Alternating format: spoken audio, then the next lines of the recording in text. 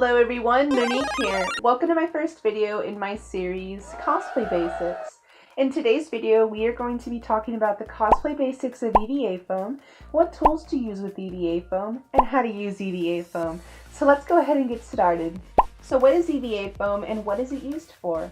Ethylene vinyl acetate, or EVA Foam, is a type of foam that can be used in floor mats, exercise mats, and crafts. Cosplayers use this kind of foam to make armor projects or prop projects. The wonderful thing about this kind of foam is that it can be painted, morphed into heat, and glued to other foam pieces as well. So where can you get EVA foam? EVA foam can be found in your local hardware store or online. I typically get my EVA foam from Harbor Freight for about $7. It comes in a 4-pack of 10mm thick EVA foam. You can also get EVA foam through TNT Cosplay Supply store online. So what tools do you use when working with EVA foam?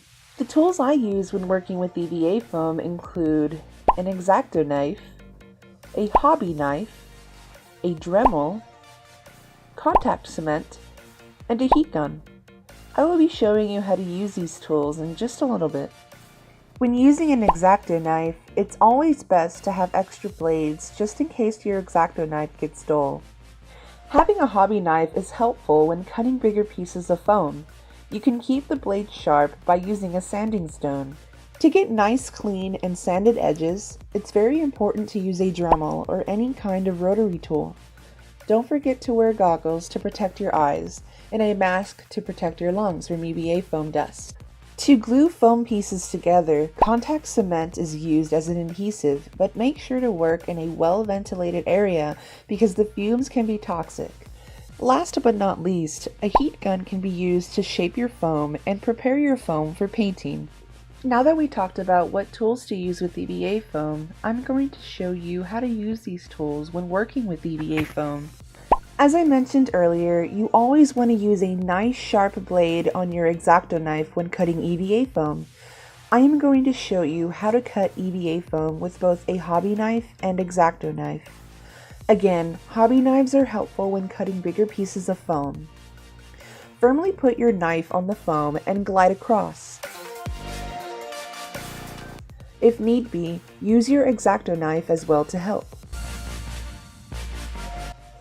Now we are going to take the X-Acto knife and glide it across the foam so we can have two pieces of EVA foam.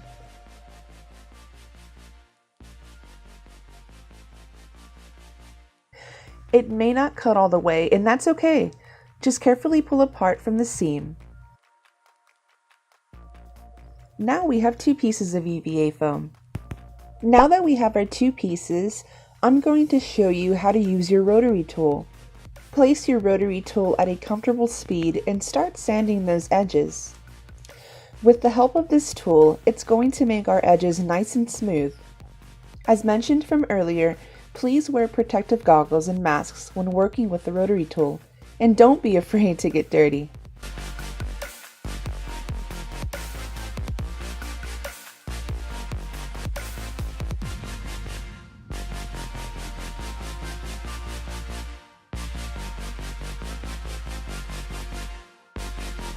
Not only can you sand the edges, but if you're working with EVA foam floor mats, you can also sand the rough back part to make it smooth.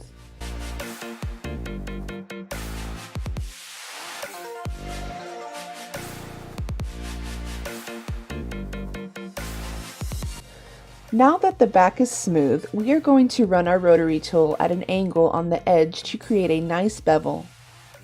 It will make the foam piece look more clean.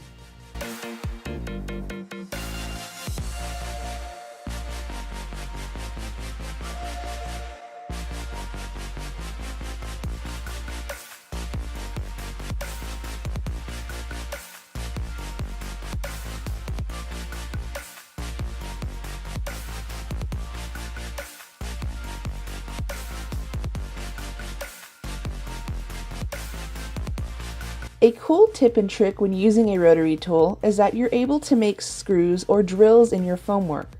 To do this, just hold your rotary tool like a pencil and point down so that your head on your tool can directly mark your foam like this. There! You have some screws for your next project. Next, I'm going to show you how to glue these two foam pieces together with contact cement. It's important to work in a well-ventilated area when working with contact cement because of the toxic fumes. This glue may stink, but this bond is really strong. Apply a thin layer of contact cement to both sides that you are gluing and wait about a minute or two for the glue to get tacky.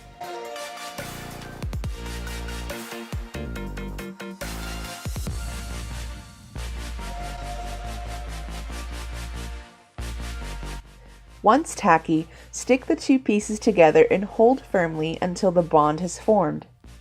Now that the two foam pieces are glued together, nothing will tear them apart. Finally, I'm going to show you how to use a heat gun. A heat gun is similar to a hair dryer, but it can let out some extreme heat at high temperatures.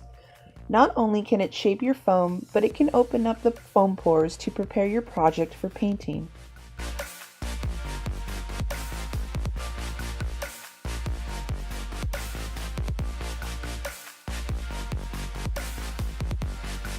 As you can see here, the foam is nice and smooth and it is ready to be primed and painted. This step is important because it will make your paint job a lot more smoother.